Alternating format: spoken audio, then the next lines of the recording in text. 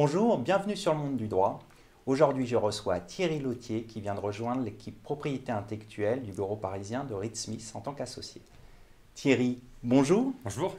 Alors pour commencer, je vous propose de revenir sur votre parcours. Quel est votre parcours? Très bien. J'ai un parcours effectivement un peu atypique pour un avocat puisque je suis ingénieur de formation. Alors vous pourriez me dire qu'est-ce que vient faire un ingénieur chez les avocats? Est-ce que je me suis un peu perdu en route? Est-ce que je me suis trompé de chemin? Et non, puisque il existe un lien assez naturel finalement entre les deux univers de l'ingénieur et de l'avocat, ce sont les brevets, puisque c'est une matière technique et juridique. Et précisément, j'ai commencé ma carrière dans un cabinet de propriété industrielle où je rédigeais et déposais des brevets. Et après avoir appris le métier, après avoir obtenu les qualifications de ce métier particulier, notamment de mandataire européen, j'ai décidé assez vite de franchir le pas, de basculer entre guillemets du côté obscur de la force, c'est-à-dire rejoindre un cabinet d'avocats, sans l'être encore, pour faire cette fois du contentieux de brevets. Donc, en parallèle de mon travail, j'ai fait tout comme un grand, hein. J'ai passé une maîtrise de droit, j'ai passé l'examen du barreau, j'ai fait le FB, j'ai prêté serment. Ce qui fait qu'aujourd'hui, je suis donc pleinement avocat, avec une pratique centrée sur les brevets, mais toute la palette des brevets, c'est-à-dire à la fois le contentieux, mais aussi la gestion de portefeuille, le dépôt de brevets, la valorisation, et donc tous les brevets en général, et aussi avec une deuxième corde à mon arc, que j'ai développé plus récemment, qui est le secret des affaires. Alors vous rejoignez Reed Smith, je l'ai dit en introduction. Pourquoi ce choix et quels sont vos objectifs pour ce cabinet? Alors les deux questions se rejoignent un peu, puisque ce qui m'a séduit chez Reed Smith, c'est justement ses ambitions. Et ces ambitions, elles étaient pour moi à trois échelles différentes. Sur le plan mondial, sur le plan européen et sur le plan plus français. Sur le plan mondial, le cabinet Reed Smith est un cabinet international, avec une forte composante, et c'est ce qui m'intéressait, une forte composante américaine, et en particulier en brevet et en secret d'affaires. Chez Reed Smith aux États-Unis, il y a de nombreux avocats qui sont des patent litigators, et également qui s'occupent de faire de la prosecution, c'est-à-dire le dépôt de brevet. Et donc ça, je me retrouvais pleinement, finalement, j'avais vraiment des pendants américains à ma pratique à moi, et donc ça c'était très intéressant. Et également chez Reed Smith, il y a des avocats américains qui sont spécialisés en secret d'affaires. Et ça, c'était très intéressant pour moi, puisque en Europe et en France, le secret d'affaires est une matière encore assez nouvelle. Il y a eu une directive en 2016 et une transposition nationale en 2018, mais c'est vraiment tout frais, alors qu'aux États-Unis, il y a une loi sur le trade secret depuis 40 ans. Donc 40 ans de pratique, 40 ans de questions, 40 ans de jurisprudence sur lesquels, chez Reed Smith, je pourrais m'appuyer au contact d'avocats américains pour développer, je l'espère, une pratique de secret d'affaires en Europe et en France. Donc ça, c'est une raison vraiment sur le plan mondial.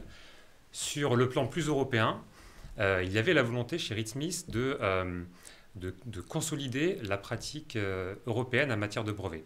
Ce qui avait déjà été amorcé l'an dernier par le recrutement de Marianne Schaffner, et avec vraiment l'ambition pour Reed Smith d'avoir une plateforme européenne qui soit équilibrée avec la plateforme américaine. Et ça, c'était très intéressant puisque très peu de cabinets peuvent se prévaloir d'avoir cette dualité sur un plan transatlantique. Donc ça, c'était aussi intéressant. Et puis sur le plan plus franco-français, le bureau parisien de Reed Smith est très dynamique puisque je suis le 4e associé depuis le début de l'année. Et il y a déjà une équipe IP en place avec Marianne Schaffner. Et il y avait aussi la perspective pour moi de contribuer à renforcer la pratique européenne en matière de brevets, mais à la renforcer depuis Paris, donc pour faire en sorte que Paris devienne le pôle d'excellence européen de Reed Smith en matière de brevets, chose qui est également assez rare dans notre secteur. Donc tous ces éléments faisaient que j'avais une forte synergie avec Reed Smith et aussi va susciter de nombreux challenges. Alors on connaît mieux votre pratique maintenant et qui conseillez-vous? Alors, la typologie de mes clients est assez variée. Je conseille des clients de toute taille et de tous horizons, dès lors qu'ils ont une problématique de brevet ou de secret d'affaires en Europe ou en France. Donc c'est très large. Et ensuite, plus précisément, de par ma formation d'ingénieur, j'ai une plus-value peut-être un peu plus importante dans des secteurs très techniques ou très industriels comme les télécoms, l'électronique ou encore l'automobile. Alors est-ce qu'il y a des personnes qui vous ont influencé dans votre parcours? Oui, oui, bien sûr, puisque mon parcours un peu sinueux entre l'ingénieur et l'avocat s'est dessiné aussi au gré de plusieurs rencontres. Mais si je devais donner un nom, si je devais isoler une personne, je dirais que c'est un monsieur qui s'appelle Christian Bonetta, qui était justement conseiller en propriété industrielle.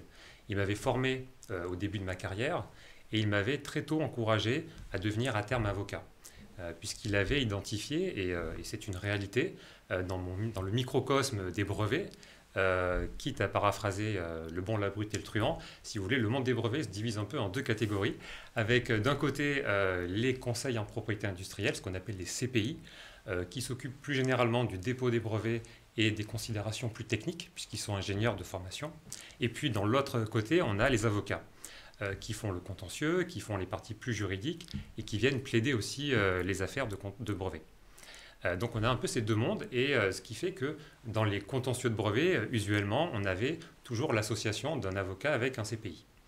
Et l'intérêt, du coup, pour moi, et c'est ce que cette personne m'avait encouragé à faire, c'était de réunir quelque part dans le même cerveau la technique et le juridique pour pouvoir appréhender tous les éléments stratégiques d'un dossier, pour avoir une vision globale que ne peut pas forcément toujours avoir une personne qui s'occupe du juridique et une personne qui s'occupe du technique. Donc c'était cet encouragement qui m'a porté aussi vers le métier d'avocat.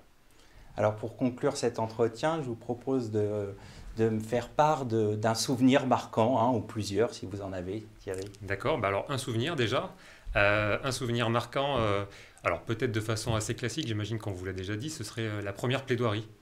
La première plaidoirie, c'est la réponse un peu bateau peut-être, mais dans mon cas particulier, puisque je vous l'ai dit, je suis un ancien ingénieur, aussi un ancien un peu timide, donc l'exercice de la plaidoirie, ça a été donc un passage obligé pour le contentieux, mais ça a aussi été un obstacle, vrai obstacle à franchir, que j'ai franchi au gré de plusieurs plaidoiries. Et aujourd'hui, donc, je maîtrise l'émotion qu'on peut avoir, mais je me rappelle encore de cette émotion, la première fois qu'on se lève à la barre, ce mélange de peur et d'adrénaline. Et même si aujourd'hui je maîtrise cette émotion, j'ai encore du plaisir à la raviver à chaque nouvelle plaidoirie, mais c'est aussi ce qui fait le sel de notre métier. Écoutez, merci, comme ça on vous connaît mieux, Thierry, et puis je vous souhaite bonne continuation, bon vent chez Reed Smith. Merci beaucoup. Merci à toutes et à tous, et à bientôt sur le monde du droit.